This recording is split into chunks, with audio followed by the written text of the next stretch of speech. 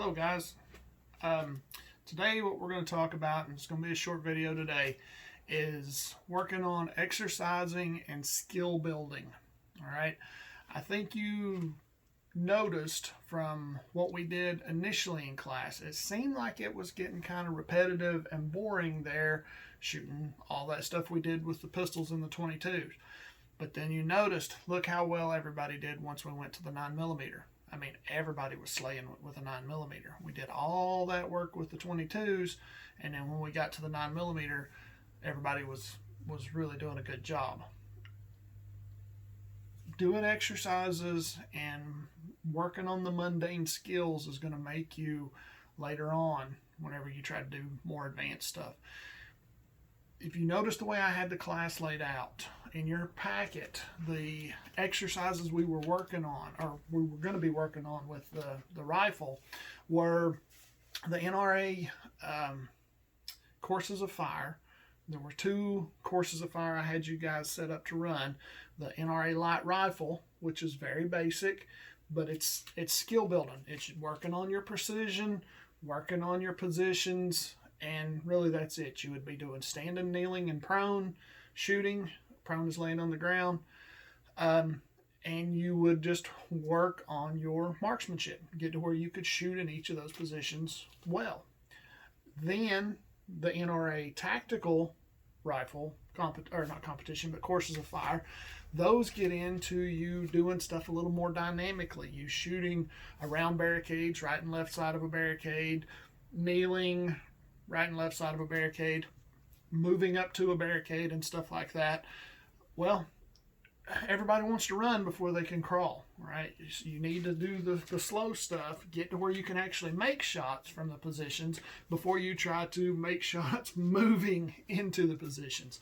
So I really highly encourage you guys to get a hold of the packets and put them into use in your life sometime in the future if you can. Shoot through those all those courses of fire, and it's really going to help you when you get into the field. Okay. Then to notice there was the other that it's called the AQT, the one that has the silhouettes. Okay, this one.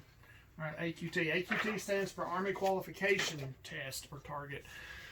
That one is designed to simulate out to 400 yards from the distance we were shooting in class. So if you were to shoot this target at 50 feet, that's what we shot in class, was 50 feet, or we would have with rifle. You guys didn't with pistol, but if we'd shot at the full distance, that target is designed to simulate shooting all the way out to 400 yards.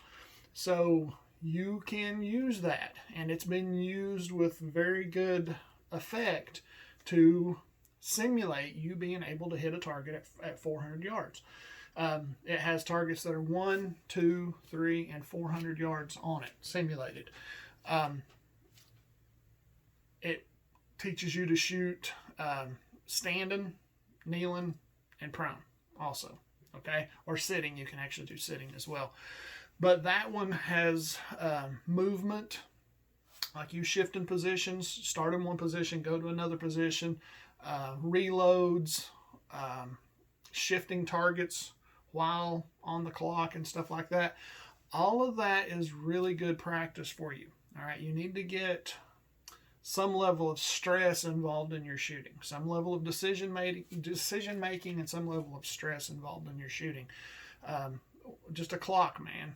A clock will really make you lose your mind the first couple of times somebody puts a clock on you, because you quit focusing on the fundamentals and you start thinking about the clock. You want to do the thing quickly, but you got to do the thing. All right, so you've got to you've got to put the clock out of your mind and bring yourself back to the moment and focus on putting bullets on targets. If you can't do that, it doesn't matter how fast you shot. All right, so I know we want to get it done quickly, but you got to get it done first. All right, and you got to work on those fundamentals and get to where you know you can make your shots before you start working in the stress and the time, and then the decision making and stuff. Whenever you get into some like shoot houses and stuff where it's shoot, don't shoot, and you got to think and shoot. All right, but you got to be able to put the bullets on targets first before you start adding layers to it. All right, and that's how the class was laid out. And you have the tools with you that if you have the facilities at some point in the future where you can do some of this on your own. And I'm still available.